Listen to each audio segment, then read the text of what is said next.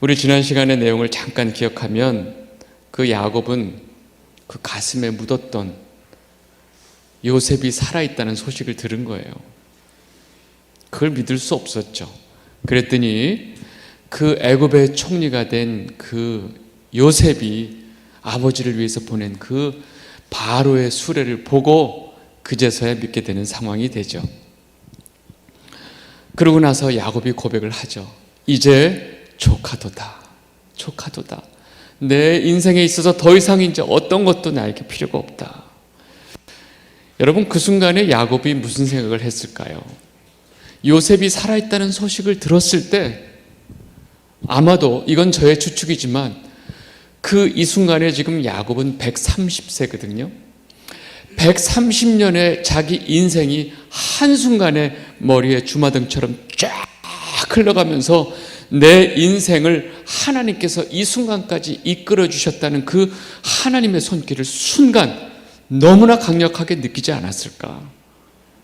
저는 그 순간에 그 야곱의 마음속에 요셉의 그 소식을 들으면서 하나님, 결국 하나님께서 다 지켜주셨군요 하는 그 고백과 더불어서 자기 과거의 자기의 모든 삶과 그 자기밖에 모르는 삶 속에서 끊임없이 하나님이 자기를 인도해 주셨다는 그 사실을 순간 쫙 130년의 세월을 다 깨달으면서 아마 무릎을 꿇고 통곡을 하고 울지 않았을까. 네. 이건 제 추측이니까 뭐 성경에 나오지 않은 얘기지만 야곱은 하나님 앞에 너무나 감사한 마음을 드렸을 거예요. 울면서.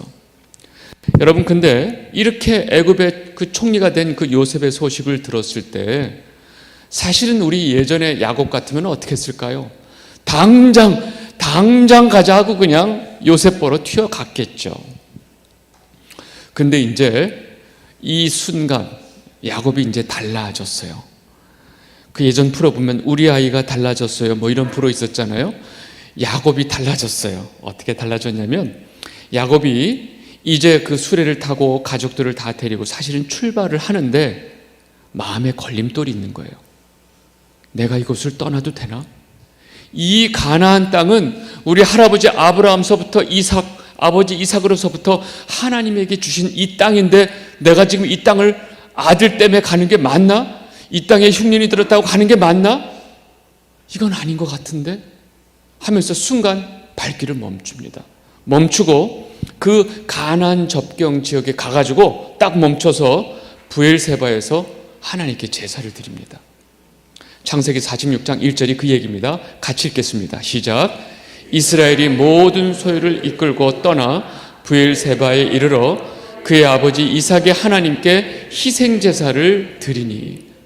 지금 야곱이 갑자기 브엘세바에서 멈추고 희생제사를 드리는 것은 이제 브엘세바를 떠나면 가나안을 떠나게 되는 거거든요. 이 브엘세바는 이 마지막 끝에 거의 끝 지역이니까 이 희생제사를 드리면서 하나님, 제가 애굽에 가도 되나요? 라고 사실은 묻고 있는 거예요. 하나님의 뜻을 구하고 있는 거죠. 주저하고 있는 거예요. 지금 하나님께서는 아무런 말씀하시지 않고 오로지 지금 아들들 통해서 요셉이 살아있다는 소식을 듣고 지금 애굽에서 수레가 와 있는 것만 보고 지금 내가 가는 게 맞나 하는 거예요. 여러분, 여기서 잠깐 우리가 기억을 더듬어 보면, 여러분, 야곱의 옛날 모습을 잠깐 보면 자기 욕심, 꾀를 사용하면서 늘 자기 인생을 살았어요. 그래서 그 형한테 장자권, 축복권 다 뺏었죠. 그리고 그 삼촌 라반의 집에 가가지고 자기 재산을 만들기 위해서 버드나무, 살구나무, 신풍나무 깎아가지고 그 자기 알록달록한 새끼 염소 만들던 기억 나실 거예요. 그리고 야복강가에서 그 에서를 만나는 그 두려움 때문에 그 자식들을 세우는 그 순서를 덜 사랑하는 순서대로 앞에서부터 딱딱딱딱 세우고 먼저 보내고 자기 혼자 뒤에 있었던 그 모습. 그리고 행여나 자기가 죽을까봐 그 에서 만나기 전에 미리미리 지금 뇌물로 점점 형의 노여움을 풀면서 만나는 그런 모습. 여러분, 이제까지 야곱의 모습을 보면 단 한순간도 하나님께 여쭙고 하나님 앞에 이게 아니라 자기 꾀와 자기 욕심과 자기의 머리를 굴리는 게 이제까지 야곱의 삶이었어요. 이제까지 그의 삶에 아직도 베냐민을 못 넣고 나는 이 자식 못 낳아 하고 있던 게 야곱이었어요. 지금 이 순간까지 야곱은 오로지 하나님은 없었고 사실은 나밖에 없었던 거예요. 이 130년이 되는 순간까지. 여러분, 이 순간 하나님, 저는 아직도 이 나이가 됐는데 아직도 저밖에 몰라요, 이런 마음이 드실 때가 있죠? 없으세요? 내가 이렇게 삶을 많이 살았는데도, 근데 아직 130은 안 됐으니까 하나님이 양해를 해 주실 거예요. 야, 내가 야곱을 봤거든. 130대까지 못 놓더라. 사실은 이 야곱이 이 순간까지 오로지 하나님은 없었고 나밖에 없었어요. 여러분, 그 야곱을 하나님께서 어떻게 다루셨죠? 하나님께서 야곱에게 그 약복강에서 찾아오셔가지고 그 야곱의 환도뼈를 쳐서 분질러 버리고 그 이후로 평생 달리지도 못하게 하고 어떻게 해요? 오로지 하나님 지팡이에 의지하고 쩔뚝거리면서 사는 인생으로 바꿔버렸죠. 여러분, 토끼같이 잽싸게 얍삽하게 살던 그 야곱의 다리를 분질러 버려가지고 이제는 거북이로 만들어 놓고 하나님의 지팡이만 의지하면서 사는 인생으로 바꿔버렸어요. 이제는 자기가 원하는 대로 자기 마음대로 살지 못해요.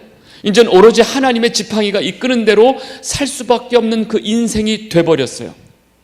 여러분, 이것을 성경에 뭐라고 그러냐? 복이라고 얘기합니다. 여러분, 이게 하나님이 성경이 말하는 복이에요. 그리고 이것이 바로 하나님이 주신 은혜라는 사실입니다. 이 자리에 있는 여러분들 모두, 또 영상으로 보시는 많은 성도님들, 또 주갈성교회 성도님들 여러분 모두가 이 하나님께서 야곱에게 허락하신 이 복과 은혜가 넘치게 되시기를 바랍니다. 아멘을 크게 하셔야 돼요. 아멘. 네. 마지못해서 하시면 안 돼요. 네. 이게 복이에요. 하나님한테 다리 몽댕이 분질러져서 내 마음대로 못하게 되는 삶. 여러분, 그것이 얼마나 큰 은혜인지 여러분들을 깨닫게 되시길 바랍니다. 그렇게 이제 애굽으로 내려가는 길에 야곱이 이제 자기 마음대로 안 하고 하나님께 제사를 드리면서 하나님, 가도 되나요? 그랬더니 하나님이 응답을 해주세요. 창세기 46장 3절 4절인데 제가 읽겠습니다. 하나님이 이르시되 나는 하나님이라 내 아버지의 하나님이니 애굽으로 내려가기를 두려워하지 말라. 내가 거기서 너로 큰 민족을 이루게 하리라. 내가 너와 함께 애굽으로 내려가겠고 반드시 너를 인도하여 다시 올라올 것이며 요셉이 그의 손으로 내 눈을 감기리라 하셨더라. 아주 정확하게 하나님께서 지금 야곱이 뭘 궁금해하고 있는지를 정확하게 답을 주세요. 걱정하지 말고 내려가라. 이렇게 하나님의 말씀이 떨어진 후에야 비로소 이제 야곱이 애굽으로 가게 됩니다. 이제 야곱은 진정으로 한 스텝 한 스텝을 하나님의 마음과 뜻에 순종하는 하나님의 사람이 됐어요. 야곱이 아니라 이스라엘이 됐어요. 여러분, 우리 인생길에 가장 빠른 길이 이렇게 가는 거예요. 여러분, 이게 가장 빠른 길이에요. 어떻게 그게 빠르냐고요? 이게 가장 빠른 길이에요. 그러니까 여러분들 하루빨리 하나님한테 다리 몽댕, 아니 이거 어떻게 그러죠? 하나님이 여러분들 꼼짝 못하게 만들어서 하나님만 붙들고 사는 인생이 되기를 진심으로 바랍니다. 여러분, 그게 가장 우리 인생의 빠른 길이라는 사실입니다. 야곱은 이 130년의 험악한 인생을 살면서 여러분, 야곱이 적지 않은 재산이 있었어요. 어마어마한 재산이 있었어요. 우리 그 라반의 집에서 올 때도 한번 봤죠. 그 짧은 시간에 만들어 놓은 재산이, 그런데 지금 이 가나안에 정착하면서 재산이 얼마나 많았겠어요. 그런데 자식들도 거의 70명에 가깝고 그 재산이 어마어마했어요. 130년의 삶 동안 만들어 놓은 그 재산이 어마어마했어요. 근데 지금 이 순간에 이 가족들은 뭐예요? 완전히 거지예요. 왜요? 지금 조금만 더 있다가는 굶어 죽는 거지가 돼버렸어요. 왜요? 곡식을 구할 수가 없으니까. 그래서 이 70명의 거지 집안의 아버지가 됐어요. 그리고 이 가나안에 사는 그냥 양치던 거지 노인네가 돼버렸어요. 그렇게 대단한 걸 가지고 있다고 생각했지만 이제 이 순간에 애굽으로 가는 이 순간에 그 애굽의 엄청난 풍요 앞에 그냥 가나안에 이 거지 노인네가 돼서 그 애굽의 풍요로 들어가는 거예요. 여러분, 지금 이 가나안에 들어가는 이 야곱의 가족들을 보세요. 야곱을 중심으로 지금 어떤 자격이 있었죠? 어떤 공로가 있었죠? 뭘 했죠? 어떤 공로와 가치도 없이 지금 이 애굽의 풍요 속으로 이 70명 야곱의 가족들이 들어가는데, 이 들어갈 수 있는 것이 바로 무엇 때문에? 바로 죄 없이 노예로 팔려가고 고난을 당하고 순환을 겪고 그 고난을 겪어내면서 그렇게 힘들었던 그 요셉이 만들어 놓은 그 풍요 속으로 이 가족들이 들어가는 거예요. 여러분, 지금 이 애굽이 누리고 있는 이 어마어마한 곡식의 풍요는 다 요셉이 좀 만든 거거든요. 근데 그 요셉이 누구예요? 바로 형들에 의해서 말없이 평생을 그렇게 고난 속에 살았던 그 요셉이 만들어 놓은 풍요 속에 이 야곱이 들어가는 거예요. 여러분, 이 상황을 잘 이해하셔야 돼요. 여러분, 이 상황이 바로 그대로 구속사를 설명을 해주고 있다는 거예요. 잘 생각해 보세요. 우리 성도는 무죄한, 지금 요셉이 그렇게 무죄하게 고난을 당한 것이 예수님을 모형한다고 그랬죠. 예수님이 아무 죄 없이 십자가에서 돌아가시고 그 피를 흘리시면서 만들어낸 그 교회, 즉 하늘의 그 풍요 속으로 지금 우리가 평생 동안 뭘 하고 재산을 얼마나 쌓았는지 모르지만 우리의 죄의 문제, 우리의 사망의 문제, 일도 해결을 못하는 완전히 아무것도 할 수 없는 그런 불가능한 상태인데, 우리가 이러한 상태인데 그렇게 예수님께서 값없이 그 고난을 통해서 이루는 풍요 속으로 우리가 들어가잖아요. 이것이 바로 지금 이 야곱의 가족들이 그 애굽의 풍요 속으로 들어가는 그 이야기가 바로 구속사를 설명하고 있다는 거죠. 이해되셨죠? 네. 제가 설명을 열심히 하는데 제가 잘하고 있는지 모르겠어요. 네. 어떤 자격도 없이 들어가는 이 교회의 모습이 바로 이 야곱의 가족들이 되는 거죠. 네. 그리고 이 모든 상황이 말 그대로 예수 그리스도의 복음을 그대로 이 스토리가 담아내고 있다는 겁니다. 그래서 마침내 이 야곱의 식구들 70명이 그대로 들어갑니다. 창세기 46장 26절에서 27절 같이 읽겠습니다. 시작.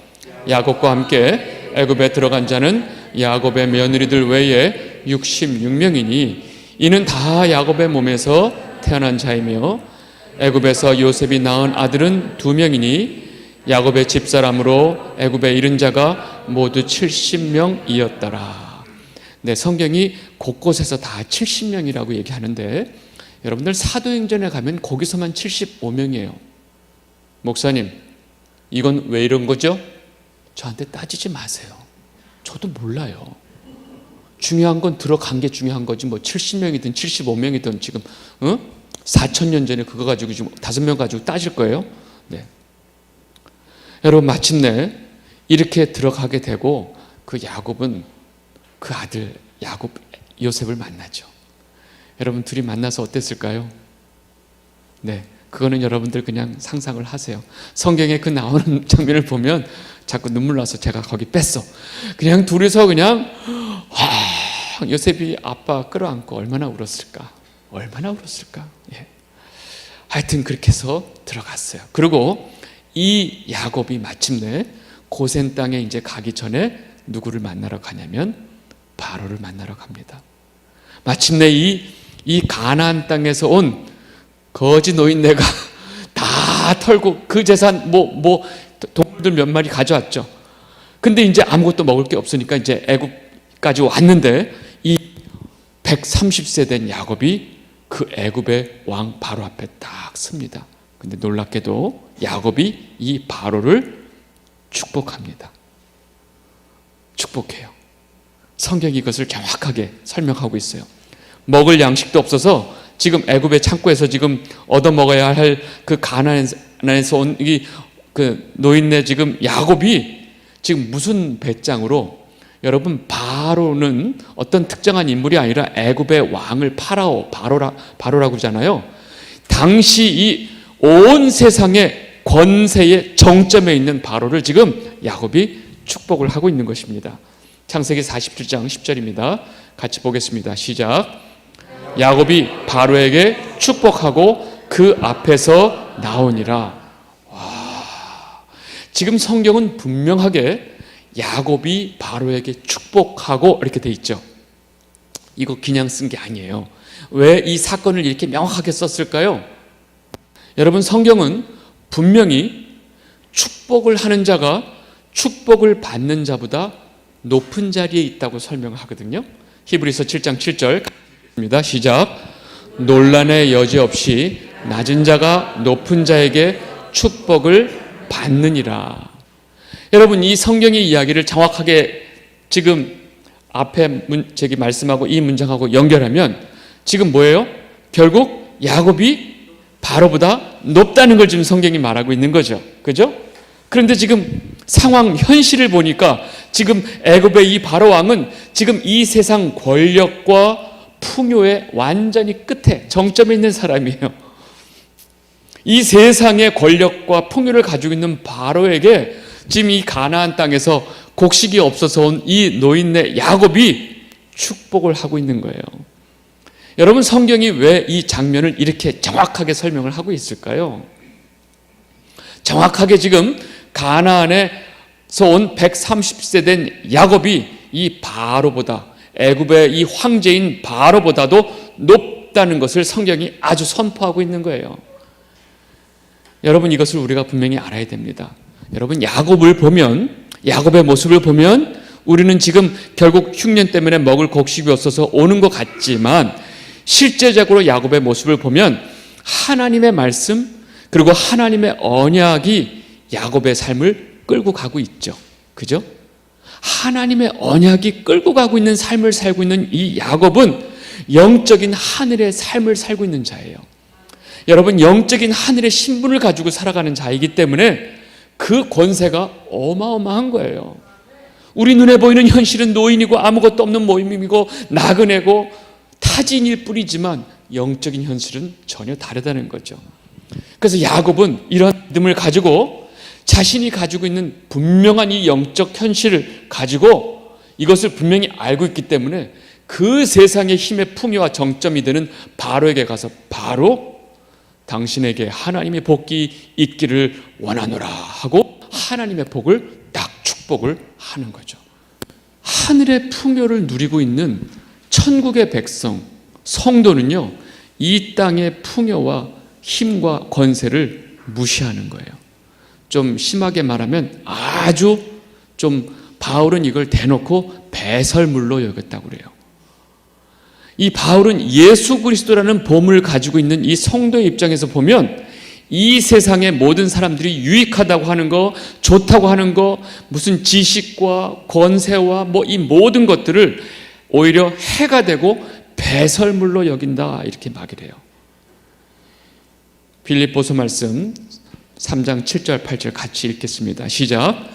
그러나 무엇이든지 내게 유익하던 것을 내가 그리스도를 위하여 다 해로 여길 뿐더러 또한 모든 것을 해로 여김은 내 주 그리스도 예수를 아는 지식이 가장 고상함을 인함이라.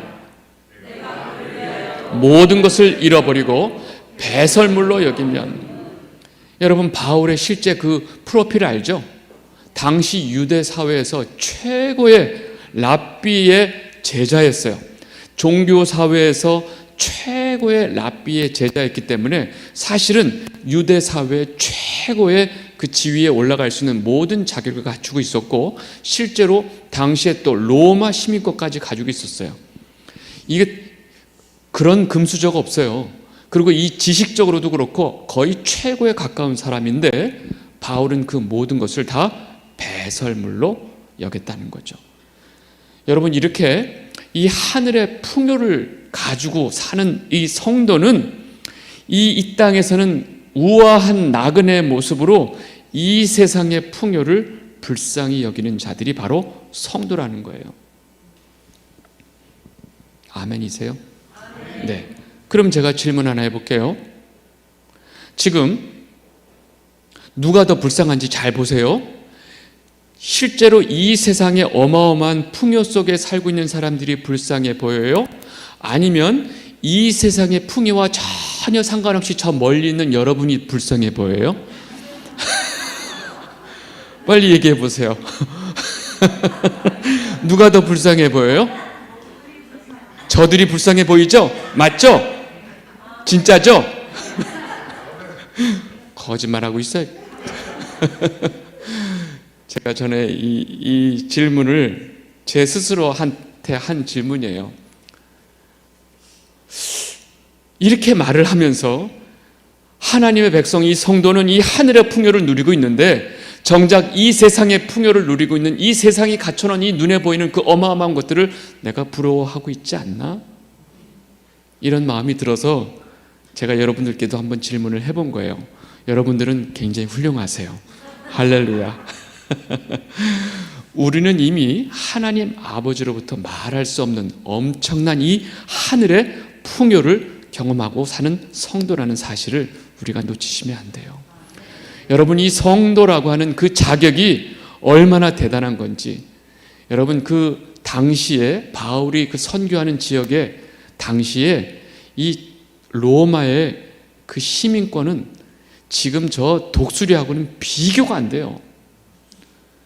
전 그 로마 제국이었기 때문에 로마가 다스리는 그 모든 지역에서 이 로마 시민권은요, 완전히 그냥 무사통과예요. 아무도 못 건드려요. 그래서 이 로마의 시민권은 사람들한테 가질 수도 없고 돈 주고 살 수도 없어요. 그런데 바울이 무슨 얘기를 하냐면, 너희들이 그 로마 시민권이 있다고 그걸 그렇게 자랑스러워하느냐? 너희들은 천국의 시민권이 있는 자들이야. 비교할 수 없는 천국의 시민권을 가져놓고선 그깟 로마의 시민권 가지고 너희들이 그러느냐? 이런 얘기를 해요. 여러분, 이 야곱이 바로에게 이렇게 축복하는 장면이 이런 의미가 있습니다. 그리고 이제 130세의 나이로 애굽에 이제 들어와서 시간이 흘러요. 147세가 됩니다. 야곱이 몇 세에 죽는지 아세요? 네? 제가 지금 말씀해 드렸잖아요. 147세에 죽습니다. 그러니까 거의 죽을 나이가 된 거예요. 147세가 거의 죽을 기한이 다 됐어요. 그래서 이제 야곱이 자기 아들 그 애굽의 총리 요셉을 불러서 그 자기 환도뼈 밑에 손을 넣고 맹세를 시킵니다.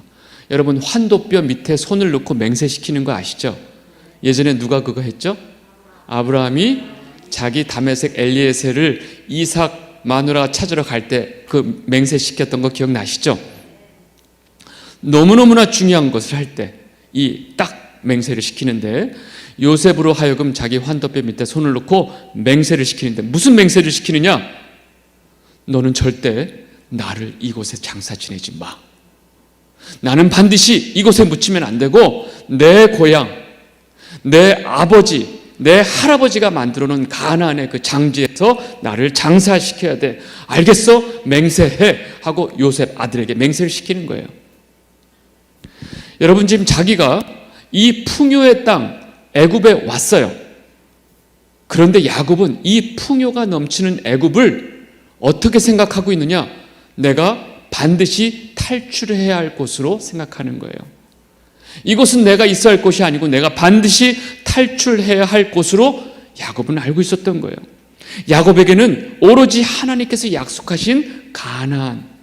여러분, 가나안이 무엇을 의미하는지 아시죠? 우리에게 가나안은 뭐예요? 하나님 나라.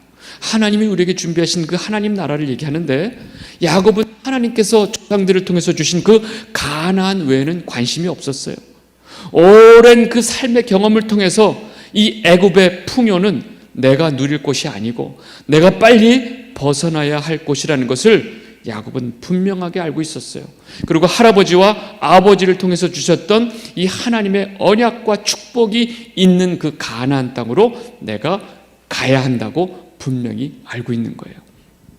여러분, 당시 지금 야곱이 이렇게 말을 하고 있는 이 상황 속에서 그 애굽은요, 당시 온 세계의 풍요의 절정이었다는 것을 우리가 알아야 됩니다. 그래서 결국은 이 야곱이 죽었을 때 이 애굽의 모든 그 군사들과 동원해서 어마어마한 무리가 그 야곱을 장사 지내러 저 가나안까지 갔다가 오죠.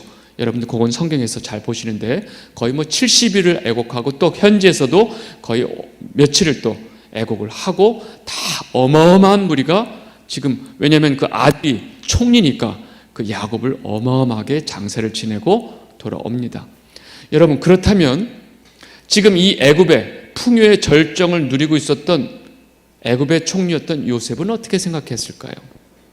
여러분 요셉도 자기가 죽을 때 자기 자손들에게 내 해골을 절대로 애굽에 묻지 말고 가나안으로 메고 올라가서 장사 지내라고 명령을 해요.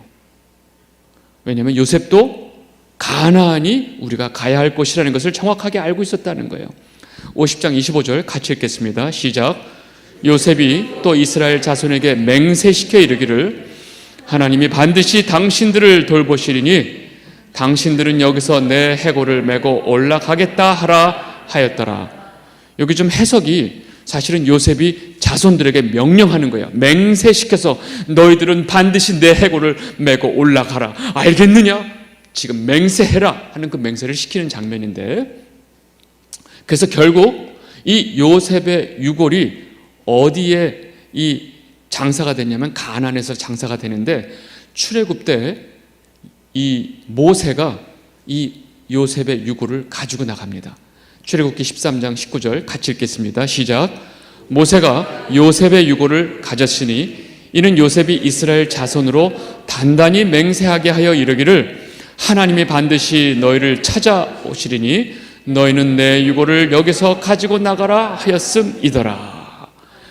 정확하게 모세가 출애굽할 때 이 요셉의 해골을 챙겨서 가요.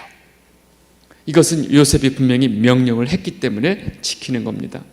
여러분 지금 야곱도 요셉도 자신들이 누렸던 이 풍요로운 그 애굽이 자신들의 그 고향이 아니고 자신들의 땅이 아니라는 사실을 분명히 알고 살았던 것입니다. 자신들은 이곳이 자신들에게 어떤 곳이에요? 타지예요. 자신들은 여기서 나그네였다는 것을 알아요. 우리가 가야 될 곳은 반드시 하나님께서 언약하신 약속하신 그 가나안으로 가야 된다는 것을 한순간도 잊지 않고 살았다는 겁니다. 여러분 야곱과 요셉이 이 풍요로운 요셉을 대하듯이 우리 하나님의 백성인 성도는 지금 우리가 있는 이 세상, 우리가 살고 있는 이 세상을 똑같이 생각해야 한다는 것입니다. 여러분 성도에게 이 풍요로운 세상은 우리가 반드시 탈출해야 할 곳이라는 것을 우리가 놓치면 안 된다는 거예요. 그래서 우리는 여기서 어떤 삶을 산다고요? 나그네. 언제나 나그네의 마음으로 여기를 살아야 한다는 것입니다.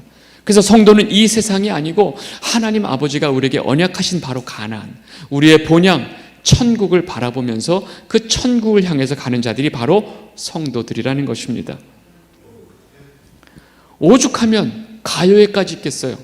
인생은 나그네 길. 그 메시지를 통해서 사실은 우리는 이곳이 나그네입니다. 우리의 진짜 고향은 아버지 집 천국입니다. 네. 여러분 왜냐하면 아버지 집이 진정한 풍요가 영원한 풍요가 있기 때문에 그렇습니다. 네. 저 멀리 배는 나의 시온성 그 찬양 아세요? 옛날에 오 거룩한 곳 아버지 집 그 옛날에 그 찬양이 있었어요. 항상 우리는 이 땅에서 나그네로 살지만 하나님 아버지가 계신 그 천국을 향해서 내가 가겠습니다. 이 고백이 우리에게 멈추지 않았다는 거죠. 문제는 언제서부턴가 우리 성도들, 예수쟁이들 입에서 천국이 사라졌어요. 이 땅에서 우리가 성공하고 이 땅에서 잘 살고 이 땅에서 우리가 복받고 이 땅에서 뭐하고 우리의 눈이 하늘로 땅으로 다 떨어져 버렸어요. 아니에요. 성도의 눈은 반드시 하늘을 봐야 됩니다. 눈을 들어 산을 보라. 너의 도움을 주시는 자가 어디서 오는지, 우리의 도움을 주시는 분은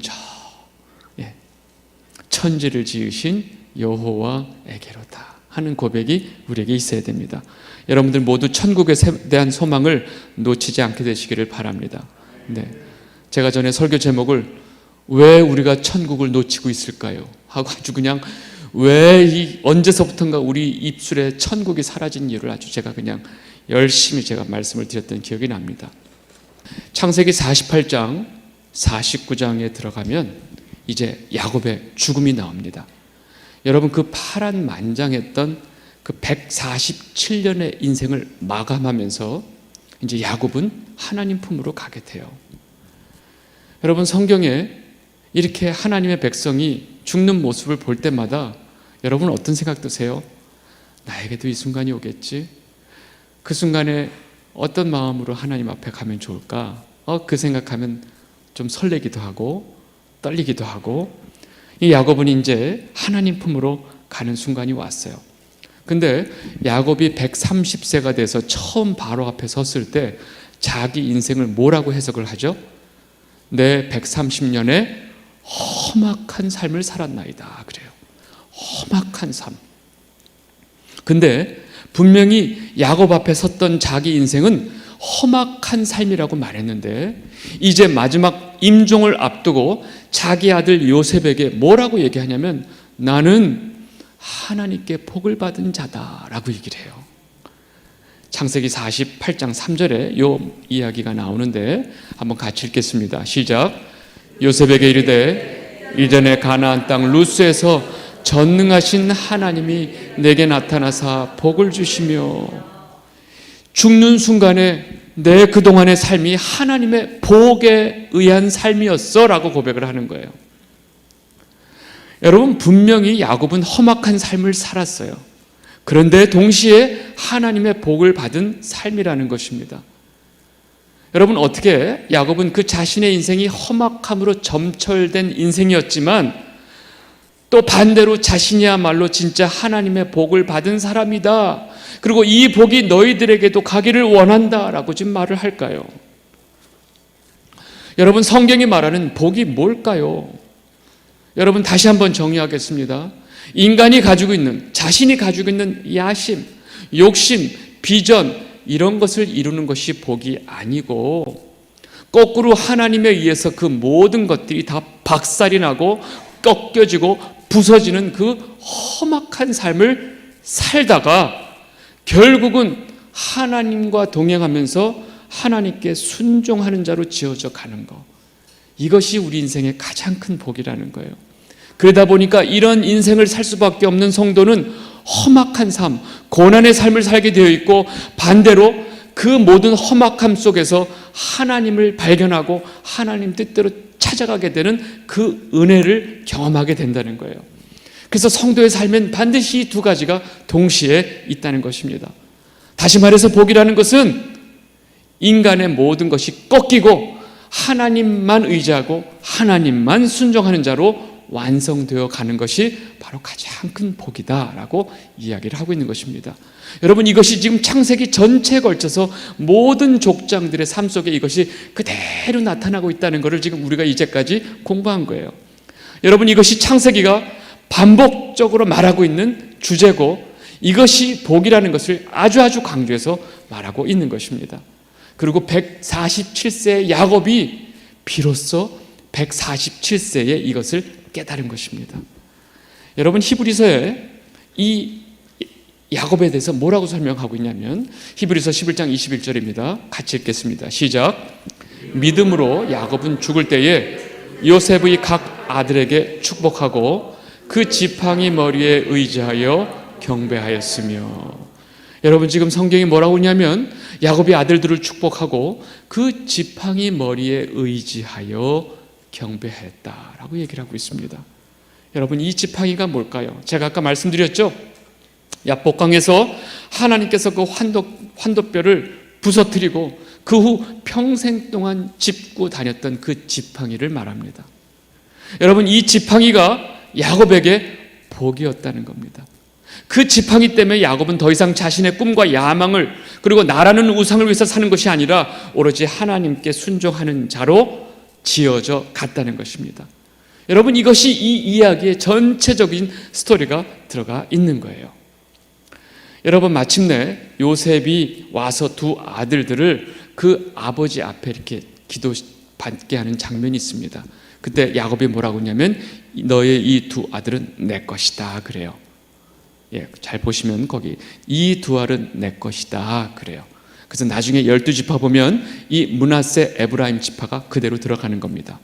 그러니까 야곱의 자손이 아니고, 그러니까 요셉의 아들이 아니고 야곱의 아들로 들어가서 바로 12지파에 들어가게 되죠. 그래서 지금 이 요셉이 두 아들을 지금 아버지 큰아들 므낫세는 오른손 쪽에, 둘째 아들 에브라임은 왼손 쪽에 이렇게 놓고 기도를 부탁하는데 갑자기 야곱이 손이 엇갈려요. 그래서 오른손 우수가 둘째 아들 에브라임 쪽으로 가는 거예요. 그러니까 아버지 아니에요 큰아들이 여기에요 하면서 손을 옮기려고 하니까 손을 치면서 그러면서 야곱이 뭐라고 그러냐면요, 48장 19절 그의 아버지가 허락하지 아니하여 이르되 나도 안다 내 아들아 나도 안다. 그가 누구냐면 큰아들 므낫세예요. 네가 생각하는 그 큰아들 또 큰 한 족속이 되며 그도 크게 되려니와 그의 아우 에브라임이 그보다 큰 자가 되고 그의 자손이 여러 민족을 이루리라 하고. 여러분, 지금 성경 전체적으로 계속 첫째는 유기시켜버리고 둘째를 택한다고 하는 것이 하나 일관성처럼 되어 있죠. 그죠? 네. 여러분, 이게 무엇을 의미할까요? 여러분, 유대민족은 그 핏줄이 중요하고 혈통이 중요하기 때문에 그 장자의 의미가 굉장히 큽니다. 장자를 통해서 모든 것이 연결돼야 돼요. 이것이 모든 사람들 머릿속에 박혀 있어요. 그런데 하나님은 그 장자를 유기시켜버려요. 여러분, 이것은 어떤 의미가 있냐면 하나님의 뜻이 그렇게 인간들의 바램, 인간들의 기대와는 다르다는 거예요. 그래서 하나님께서 끊임없이 이 장자들을 다 유기시켜버리는 겁니다. 여러분, 가인을 유기시켰죠. 그리고 아벨을 택하시고 또 이스마엘을 유기시키고 이삭을 택했죠. 그 다음에 에서를 유기시키고 야곱을 택했죠. 그리고 다윗도 보면 말제예요. 앞에 7형들을 다 유기시키고 말제 다윗을 하나님이 택해 주셨죠. 솔로몬도 첫째가 아니에요. 위에 형들 다 있어요. 다 유기시켜버리고 솔로몬을 왕으로 택해 주셨죠. 여러분, 아론하고 모세 중에서 누가 형이죠? 아론이 형이죠. 형을 빼고 모세를 하나님이 택해 주셨죠. 그리고 또 야곱의 아들들도 큰아들 루벤이 째껴지고 요셉이 장자권을 갖게 됩니다. 여러분, 이게 어떤 원리일까요? 여러분, 계속 인간의 어떤 기대라는 것이 있는데 이것이 하나님께서 계속 그 기대를 째껴버리세요. 여러분, 이런 인간의 기대를 어긋나는 사건들이 계속 벌어지는데 이런 인간들의 기대에 어긋남의 하이라이트가 바로 뭐냐면 예수 그리스도예요. 왜요? 모든 인간들의 기대가 어디 있어요? 엄청난 파워풀하고 엄청나게 정치적인 권력을 가지고 있는 그 왕의 모습으로 엄청나게 파워풀하게 나타나는 그 메시아를 다 기대하고 있었어요. 근데 그런 모든 인간들의 기대를 째껴버리고 이 세상의 모든 만왕의 그 군왕들의 모습이 아니고 가장 낮은 천한 말구 위에서 태어나신 그 아기가 바로 메시아였다는 사실입니다. 여러분, 이것이 바로 인간의 모든 기대를 하나님께서 째껴버리시는 그 원리가 바로 여기에 있습니다. 여러분, 이 세상의 모든 원리와 돌아가는 주체는 하나님의 뜻이고 하나님의 주권이지 인간의 바람과 기대가 아니라는 것을 성경 전체가 말하고 있다는 것입니다. 그리고 이 사실을 우리에게 메시아를 통해서 예수 그리스도를 통해서 각인시켜주고 있다는 것을 우리가 알아야 됩니다. 이렇게 그 에브라임과 므낫세를 엇갈려서 축복이 끝난 다음에 또 이제 물론 자식들에게도 하나씩 다 축복 기도를 해주죠. 근데 이제 마지막 그 내용이 다 해서 이제 창세기 마지막 50장을 보면 여러분, 창세기 처음에 뭘로 시작했죠? 태초에 하나님이 천지를 창조하시니라 하고 너무 아주 그냥 빠바방 향하고 시작을 했는데 이 창세기의 끝은 그냥 야곱이 죽고 요셉이 죽었다로 끝나요. 뭔가 너무 대단한 결론이 있어야 될 것 같은데 뭔가 결말이 안 지어진 것 같은 느낌으로 그냥 요셉이 죽고 그냥 흐지부지 끝나는 느낌이에요. 여러분 이게 쓰다가 만 게 아니고요. 하나님 보시기에 좋았더라라고 시작했던 이 어마어마한 창조가 결국 하나님 백성들의 죽음으로 끝나는 거예요. 이게 창세기 앞과 끝을 연결하면 그렇게 되죠. 창조의 끝은 그냥 그 족장들의 죽음으로 끝나는 건데 이거는 바로 뭐냐면 이 하나님의 창조가 인간들의 불순종, 교만이라고 하는 죄로 인해서 결국 사망으로 결론이 났다고 하는 것을 지금 이 이야기가 담고 있는 겁니다. 이게 창세기 결론이에요. 결국은 인간은 죽는 존재로 끝나버렸구나, 죽는 존재로 끝났다 하고 끝나는 거예요. 여러분 너무 이렇게 허무하게 사실은 창세기가 끝나는데 그 죽음으로 끝나는 그 마지막 그 장면에서 복음의 씨앗을 딱 보여주십니다. 놀랍게도 그 사망의 결론 속에서 복음의 씨앗이 딱 싹트고 있는 것을 보여줘요. 그게 바로 뭐냐면 마지막 50장 거의 마지막에 가서 이 요셉이 예수님을 모형하고 있다는 거 우리가 다 알고 있죠. 근데 야곱이 죽으니까 그 형들이 갑자기 두려움이 쌓여요. 왜요?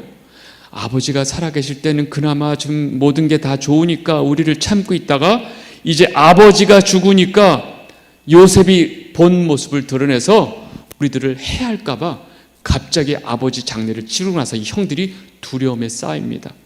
왜요? 죄인은 죄에 대한 그 대가 때문에 두려움으로 쌓이게 돼 있어요. 그리고 이들은 정상대로 말하면 요셉에게 죽임을 당해야 되는 상황이에요. 근데 그 예수님의 모형으로 나온 이 요셉이 그 형들과 화해하는 장면이 나옵니다. 형들이 얼마나 두려웠으면 거짓말까지 해요. 저기 내주여, 지금 자기 동생인 거 아는데도 내주여, 아버지가 돌아가시기 전에 이렇게 유언을 했습니다.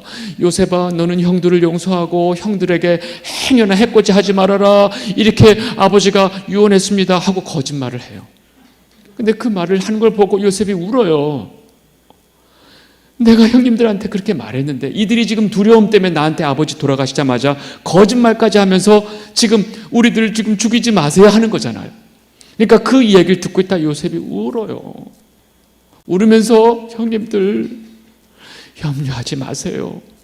이 모든 일이 형님들이 잘못은 했지만 하나님께서 이 모든 일을 선으로 바꾸시고 우리 온 사람들을 구원하기 위해서 이 모든 일을 하신 거예요.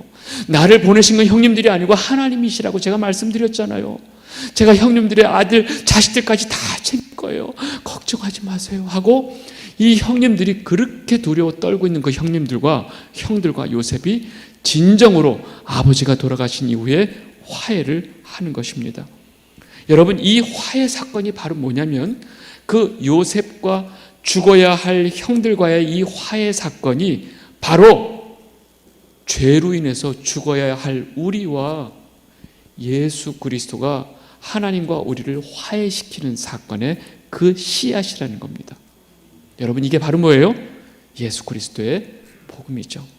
여러분 우리는 죄로 말미암아 다 죽어야 되는 인간들인데 하나님의 아들이신 그 예수 그리스도의 그 중재로 인해서 하나님과 우리가 화해를 하게 되는 거죠. 우리 찬양이 있죠. 막힌 담을 모두 허셨네. 그게 처음에 어떻게 시작하지? 주는 평화, 뭐 이런 찬양이 있어요. 우리와 하나님 사이에 막힌 담을 허물어 주셨다. 하나님과 우리 사이를 화해해 주셨다. 이제 로마서에서도 이 표현이 나오죠. 하나님께서 예수 그리스도께서 하나님과 우리 사이를 화해시켜 주셨다. 이 장면이 50장 거의 마지막에 19절 20절에 나오는 겁니다. 우리 한번 같이 읽겠습니다. 시작. 요셉이 그들에게 이르되 두려워하지 마소서, 내가 하나님을 대신하리이까. 당신들은 나를 해하려 하였으나 하나님은 그것을 선으로 바꾸사 오늘과 같이 많은 백성의 생명을 구원하게 하시려 하셨나니 당신들은 두려워하지 마소서, 내가 당신들과 당신들의 자녀를 기르리이다 하고 그들을 간곡한 말로 위로하였더라. 아멘. 지금 이 이야기를 요셉이 울면서 형들한테 하는 거예요. 형님들 걱정하지 마세요. 이 모든 일은 하나님께서 하신 것입니다. 그리고 이 요셉의 이 정책으로 인해서 애굽에 얼마나 많은 사람들이 살았어요. 안 그랬으면 벌써 흉년 1년 만에 다 죽었을 거예요. 그 주변에 이 곡지구로 인해서 얼마나 많은 사람들이 살았냐고요. 여러분, 이렇게 죄로 인해서 두려우며 떨고 있는 이 죄인들에게 이 복음이 선포되는 겁니다. 이것이 지금 요셉이 말하고 있는 것이 바로 형들에게는 복음이 되는 것이고, 나중에 예수 그리스도를 통해서 우리에게 그 복음이 다가오는 것이 바로 이 복음의 씨앗이라고 제가 말씀을 드린 거예요. 여러분, 이렇게 창세기 전체가 처음서부터 끝까지 인간의 죄덩어리, 결국 인간의 불가능, 인간의 무력함, 죄, 악, 타락, 이거밖에 없어요. 그런데 그 위에 하나님께서 부어주시는, 하나님의 주권으로 일방적으로 부어주시는 하나님의 은혜, 그리고 그 은혜의 방편으로 누가 오세요? 예수 그리스도. 이게 바로 창세기 전체가 이야기하고 있는 것이고 성경 전체의 주제다라고 제가 말씀을 드리고 있는 것입니다. 여러분, 이 야곱의 죽음은, 그 아버지 죽음은 뭐 아주 어마어마하게 치러집니다. 엄청난 인파가, 즉 인원이 가서 가나안까지 들이고 있는데, 그리고 그 애곡, 애통, 슬픔 같은 것들이, 장래의 그 모든 이야기가 자세히 나오는데, 이 50장 맨 마지막에 요셉의 죽음은요, 너무 한 두 절로 끝나요. 심지어 그냥 입관으로 끝이 납니다. 입관으로. 마치 요셉의 장사가 안 끝난 것처럼 느낌이 들 정도로 요셉의 이 장래는 너무 그냥 쉽게 끝나버려요. 여러분, 창세기가 이 요셉의 죽음에 대해서, 이 장래에 대해서 끝까지 묘사하지 않은 이유가 있어요. 이게 중요합니다. 이게 바로 뭐냐면, 지금 요셉이 죽었지만 아직 끝이 아니라는 거예요. 이 얘기는 뭐냐면, 이 땅에서 죽음이 끝이 아니라는 의미가 있습니다. 여러분, 이 요셉의 죽음이 언제 마무리가 되냐면 여호수아 24장에 가서 마무리가 됩니다. 즉, 요셉의 장사는 아까도 말했지만 모세가 그 요셉의 뼈를 들고 나와서 출애굽을 하고 여호수아가 이 가나안의 정복 전쟁이 다 끝난 다음에 비로소 이 요셉이 명령한 대로 그 가나안에서 장래가 끝나요. 여러분, 요셉은 분명히 나를 이곳에서 두지 말고 내 뼈를, 나를 들고 나가라, 나는 가나안에 묻혀야 될 자다 라고 얘기했죠. 그것이 마지막에 가나안에 가서 묻히는 겁니다. 여러분, 이것이 결국 이 모세의 후계자인 여호수아가 이스라엘을 끌고 들어가서 가나안을 점령한 후에 그 약속의 땅, 하나님께서 말씀하신 그 젖과 꿀이 흐르는 그 약속의 땅에 가서 기쁨과 찬송과 희열 속에서 마지막 이 요셉의 장래가 마무리되는 거예요. 이게 여호수아 24장 30절에 나와 있습니다. 같이 읽겠습니다. 시작.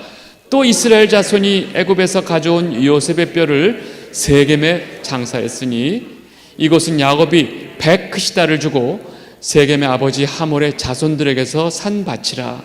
이것이 요셉 자손의 기업이 되었더라. 여러분, 지금 이 요셉의 죽음이 이렇게 마무리된다고 하는 거, 죽었지만 장래가 끝나지 않고 나중에 가나안에서 끝나는 거, 여러분, 이게 뭘 얘기하고 있냐면 바로 성도의 죽음에 대해서 정확하게 설명해 주고 있는 거예요. 무슨 얘기냐면, 하나님의 백성, 성도는요, 이 땅에서 죽으면 끝이 아니에요. 우리의 장래가 끝난 게 아니에요. 물론 자식들은 장래 끝났다고 신났겠다고 하지 모르지만 우리 성도는 여기서 장래가 끝난 게 아니고 하나님이 약속하신 가나안 천국에서 잔치로 끝난다는 것입니다. 여러분, 그 순간이 진짜예요. 그래서 여러분, 아직도 잘 모르시는 분이 있는데 우리는 죽으면 바로 천국 가고 죽으면 바로 지옥 가는 줄 알아요. 여러분 제가 이거 아니라고 몇 번 말씀드렸죠? 죽은 다음에 바로 천국 가거나 지옥 가지 않아요. 그러면 천국 안 가고 어디 가느냐? 몰라요. 제가 아직 안 가봤어요. 일단 성경의 여러 가지 얘기를 보면 아브라함의 품, 낙원이란 곳이 있습니다. 예수님이 그랬잖아요. 내가 오늘 나와 함께 낙원에 이를 것이다. 죽은 다음에 바로 낙원이라는 곳에 가 있습니다. 그렇지만 수가 찰 때까지, 하나님의 택한 백성들의 수가 찰 때까지 이 낙원이 결국은 천국이 아니에요.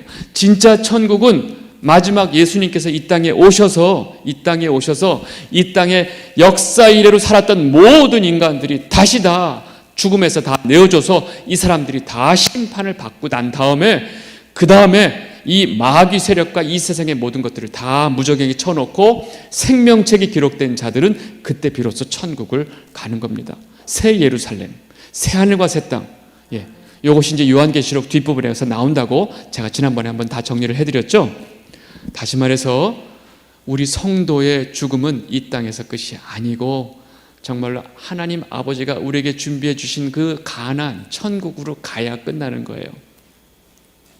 여러분, 그 순간 그 천국 잔치에 우리 다 만나야 되겠죠? 거기서 제가 출석 부를 거예요.